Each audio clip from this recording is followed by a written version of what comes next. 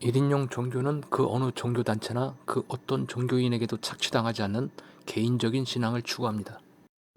성자들의 제자들, 이를테면 크리스찬이나 불제자, 유생들은 스승의 가르침을 따르기보다는 숭배하는 걸 더 좋아합니다. 스승의 가르침은 하나도 안 지켜도 됩니다.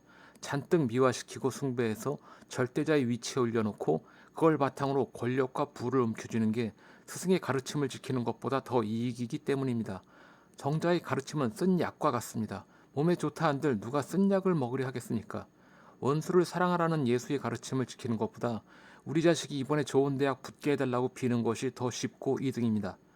예수나 붓다가 허경영처럼 나한테 빌면 돈이 생기고 좋은 일이 생긴다고 말한 적이 없는데 사람들은 숭배를 목적으로 미화하기에 바쁩니다.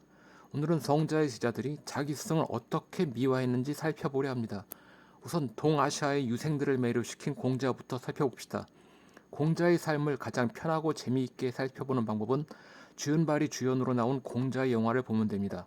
공자에 대해 전혀 관심이 없는 분들은 공자의 논어만 떠올리고 아주 따분한 인생을 상상하겠지만 주윤발이 연기한 공자의 모습은 삼국연의의 제갈량 못지않은 지략가의 면모를 보여줍니다.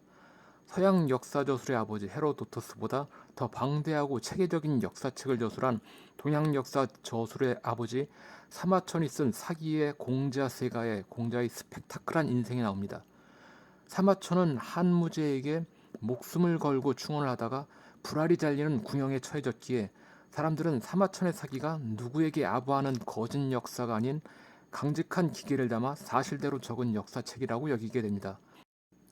사기는 표, 서, 본기, 세가, 열전으로 이루어졌는데 표는 연대표를 말하는 것입니다.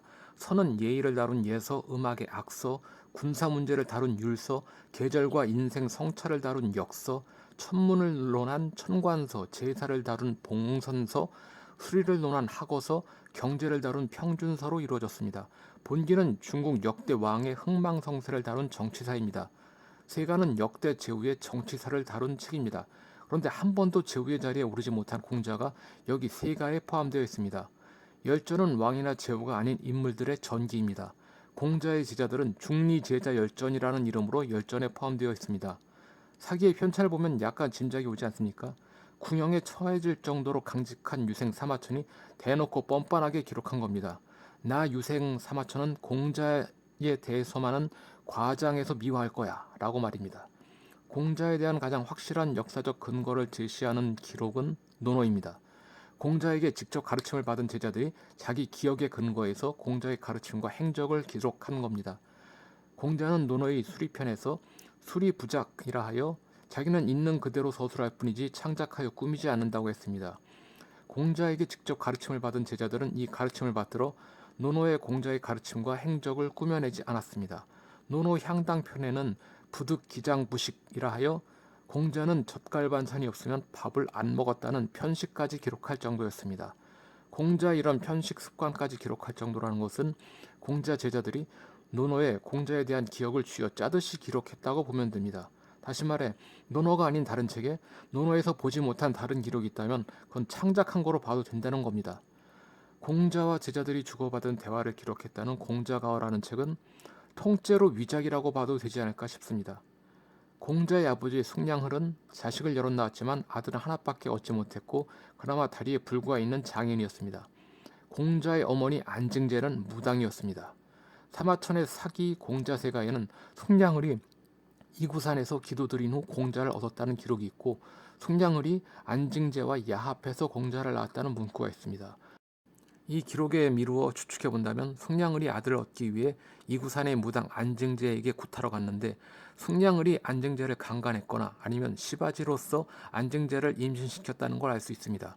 숙량을의 집안에서는 공자를 가족으로 인정해주지 않았기 때문에 공자는 아버지 묘지의 위치도 모를 정도였습니다. 이런 무당의 사생아인 공자가 어떻게 유교의 성자가 되었을까요? 공자는 어려서부터 제사 그릇을 갖고 놀았다고 기록되어 있는데 어린 공자가 갖고 논 제사 그릇은 유교식이 아닌 무당의 방식이었을 겁니다. 흥겨운 음악 소리가 들리고 타악기 소리도 들리고 무당이 방방 뛰며 춤을 추고 굿하는 칼을 휘두르고 짐승 목을 따고 이런 것들만 보던 어린 공자가 어느 날 유교에서 치르는 제사 방식을 목격했을 겁니다. 상상하기 편하게 종묘 제례악을 떠올리면 될 겁니다. 어린 공자에게는 종묘 제례악이 엄청난 충격으로 다가왔을 겁니다. 요란스런 무당의 음악이 아닌 격조 넘치고 절도 있는 제사 방식을 목격한 공자는 자기 인생의 방향을 완전히 이쪽으로 변경하게 됐을 겁니다. 어쨌든 무당의 사생아로서 살던 공자는 어머니 방식이 아닌 유교적 삶을 목격하고 그쪽으로 인생을 선회하게 됩니다. 훗날 유교의 성자가 됐지만 정작 유생들은 무당의 사생아인 스승을 어떻게든 미화할 필요가 있었을 겁니다. 주윤발이 연기한 제갈공명에 필적하는 공자의 모습은 사마천의 공자세가를 바탕으로 한 것인데, 사마천은 일개 유생에 불과한 공자를 제후에 필적하는 인물이라고 대놓고 선언하고 역사도 그렇게 편집합니다. 공자의 가르침은 동아시아 역사를 좌지우지할 정도의 파워가 있었지만 공자의 일생은 역사를 움직일 정도의 힘이 없었습니다. 스승이 창피했던 유생들은 집단으로 역사를 왜곡해 스승을 미화하고 숭배해버립니다. 공자의 삶이 미화되고 숭배될수록 공자의 가르침이 왜소해집니다. 무당의 사생아도 할 수 있는 가르침이 일반인은 할 수 없는 성자만의 위대한 행적으로 굳어집니다. 그럼 공자는 현실적으로 어느 정도의 영향력이 있었나 궁금해지신다면 그 예를 들어줄 인물이 한국에 있었습니다. 2001년 9월에 조진만이라는 학원 강사가 죽자 전국에서 그의 제자들이 선생을 애도하고 추모하며 당시 뉴스에서 큰 화제가 되었습니다. 당시 학원 강사의 사회적 인식은 그렇게 좋은 편이 아니었는데, 조진만 강사의 가르침을 받은 전국의 4,000명의 제자들이 자기 스승은 단순한 학원 강사가 아닌 진심과 진정으로 학생을 대했던 참 스승이었다고 얘기하는 겁니다. 서로 가르치는 것은 전혀 달랐지만 공자의 당시 사회적 레벨이 조진만 강사와 비슷했다고 보면 됩니다. 사회에 영향력을 행사할 수준은 아니었지만 그 제자들에게는 진심으로 참 스승이었다는 거, 그게 공자의 현실적 레벨이었습니다. 성자도 아니고 정치에 영향력을 행사할 수준도 아니었습니다. 제자들이 성공해서 사회 이름을 떨치자 스승을 미화하고 숭배하고 거기서 더 나아가 권력을 공고히 하는 거, 이게 참 스승이 성자로 돌변하는 과정입니다. 1인용 종교가 주장하고 싶은 건 이겁니다. 스승의 모든 가르침을 따라할 수는 없지만 한두 가지라도 할 수 있는 건 하자.